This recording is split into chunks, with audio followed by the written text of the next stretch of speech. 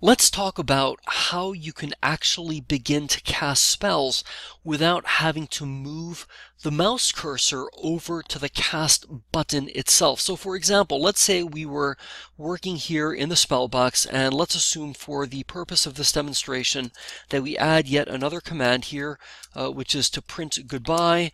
And now we wanted to actually just go ahead and cast this spell, but without having to move the mouse cursor over the cast button and to then click on the mouse button, right, to cast the spell. So what could we do if we didn't want to have to use the mouse? So what we could do instead is utilize the tab button, which most computer keyboards have. Again, that's spelled, it's pronounced tab, spelled T-A-B. And what we're going to do is, you'll notice how there's a cursor flashing here in the spellbox window. Presumably the screen capture software that's being used to record this is picking up this cursor flashing. If not, then certainly take my word for it that right now the cursor is right here, because after all, this is where we are typing. So as you certainly see the word showing up, so we're just going to go ahead and remove what we just typed. So the cursor is flashing here in the spellbox window. We're going to press the tab button. Now I can see, at least certainly, that the cursor is flashing here in the emulated computer screen window. We're going to go ahead and press the tab button again. Now it's down here in the input box region. We're going to press the tab button again. Now it is highlighting the send button, and if we press tab for the fourth time, again, it's questionable as to whether or not this will be visually discernible in this screen recording, but there is a very faint yellowish amber colored highlight that's appearing around the cast button. So we're going to keep the mouse, so to speak, cursor up here, and now at this point just going to press the enter button, and because through the use of the tab button we were able to move that cursor, now we cast the spell. It's asking what is your name, and of course that's showing up here. We're going to type in Steven. We're going to then go ahead and press the tab button once.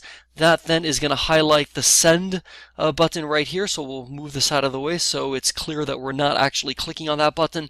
We're going to go ahead and press enter, and that then submits the data that we just typed in. And lo and behold, here in the emulated computer screen window, we see hello, Steven, exclamation point.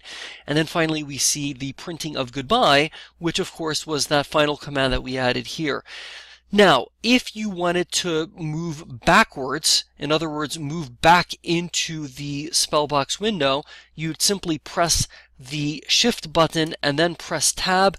As you can see, now the cursor moved from the input box region here to the emulated computer screen window. If we press the shift button, keep the shift button pressed down, and then press on the tab button again. Again, hard to say if this is discernible, but now the cursor has appeared once again here in the spellbox window. So it is very easy to move back and forth between our spellbox window, where here we will print something else, and for example here we'll say this demonstration is now over, and what we're going to do is we're just going to tab, tab, tab, tab, enter.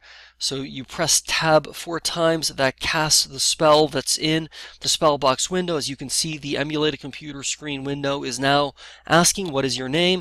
We're going to type in Steven. We're going to press tab once, then press enter. That's going to send our response back to Alexia BASIC. And then in just a moment, we will have the result. And here it is. Hello, Steven, goodbye.